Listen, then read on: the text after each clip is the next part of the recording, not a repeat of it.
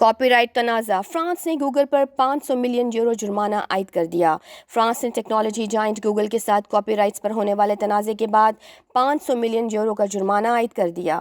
Report کے مطابق France کے اینٹی ٹرسٹ واچ ڈاگ نے ریگولیٹرز کے احکامات پر عمل درآمد نہ کرنے پر گوگل پر 500 ملین یورو کا جرمانہ عائد کر دیا ہے۔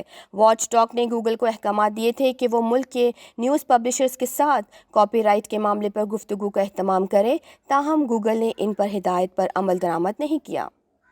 فرانس کی جانب سے یہ جرمانہ اس وقت عائد کیا گیا جب گوگل اور فیس بک جیسے آن لائن پلیٹ فارمز پر اس دباؤ میں اضافہ ہو رہا ہے کہ وہ اپنا منافع نیوز آؤٹ لیٹ کے ساتھ بھی شیئر کریں۔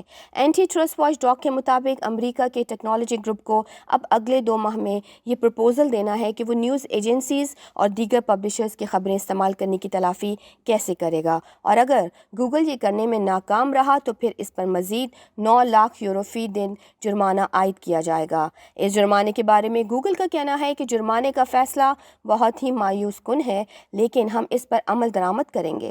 ٹیکنالوجی جائنٹ کا کہنا ہے کہ ہمارا مقصد یکساں رہے گا۔ اس معاملے پر ہم اپنی پیشکش پر غور و فکر اور مطابقت پیدا کرنے کے لیے فرینچ کمپٹیشن اتھارٹی کا فیڈ بیک لیں گے۔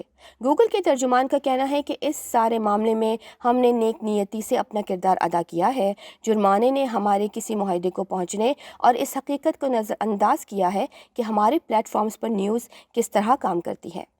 فرانسیسی news publishers S E P M, A P I G اور اے ایف پی نے گوگل پر الزام عائد کیا تھا کہ وہ حال ہی میں جاری ہونے والے یورپی یونین کی ہدایت کے تحت آن لائن نیوز کانٹینٹ کے معاوضے پر مشترکہ جواز تلاش کرنے کے لیے نیک نیتی سے بات چیت کرنے میں ناکام رہی۔ اس کیس میں یہ بات خود گوگل نے بھی اینٹی ٹرسٹ اتھارٹی کی جانب سے جاری کردہ عارضی احکامات کی بھی خلاف ورزی کی، جس میں کہا گیا تھا کہ اس بابت گوگل کو کسی بھی نیوز پبلشرز کے ساتھ 3 ماہ کے اندر اندر بات چیت کرنا ہوگی۔ رائٹرز کو موصول ہونے والے دستاویز کے مطابق گوگل نے کاپی رائٹ کا تنازع ختم کرنے کے لیے فرانس کے 121 نیوز پبلشرز کو گروپ کو آئندہ 3 ماہ میں $76 ملین ادا کرنے پر اتفاق کیا ہے۔ دھرتی نیوز اور گروپ اس کی پالیسی اور کمنٹ سے متفق ہونا ضروری نہیں۔